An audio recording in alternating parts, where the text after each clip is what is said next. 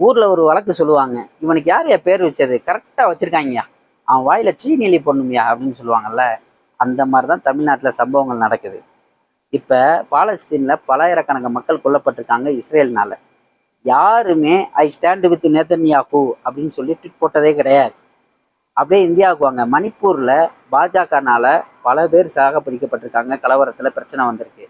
எந்த BJP காரனும் I stand with மோடின்னு சொல்லிட்டு tweet போட்டது கிடையாது. அப்படியே உத்தரப்பிரதேசம் வாங்க. யோகி ஆட்சியில கும்பமேளால மக்கள் நெரிசல்ல சிக்கி செத்து போனாங்க. எந்த பிஜேபி காரனும் ஐ ஸ்டாண்ட் வித் யோகின்னு சொல்லி போட்டதே கிடையாது.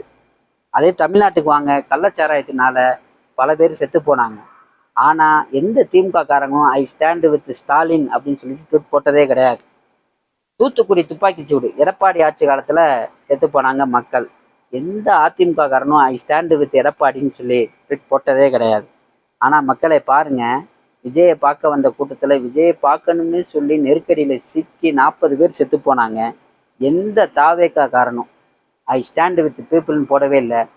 யாரால செத்து போனாங்களோ, அதாவது actor Vijay I stand with Vijay அப்படின்னு சொல்லிட்டு ட்வீட் போடுறாங்க. எவ்வளவு பெரிய கொடுமை.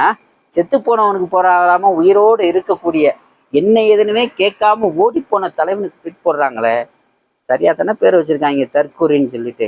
யார் அவங்க? எனக்கே அவனை பார்க்கணும் போல இருக்கு. கண்டிப்பா அவன் வாயில சீனெல்லி போடணுங்க. இந்த ஆபத்தான தற்கூரிகள் 2026 முடிஞ்சிடணுங்க. பாதிக்கப்பட்ட மக்கள் நிக்கணும். அது யாருடைய ஆட்சியாக இருந்தாலும் சரிதான். ஆனால் அந்த அறம் தவறுகிறார்கள் தாவேக்காவினர்.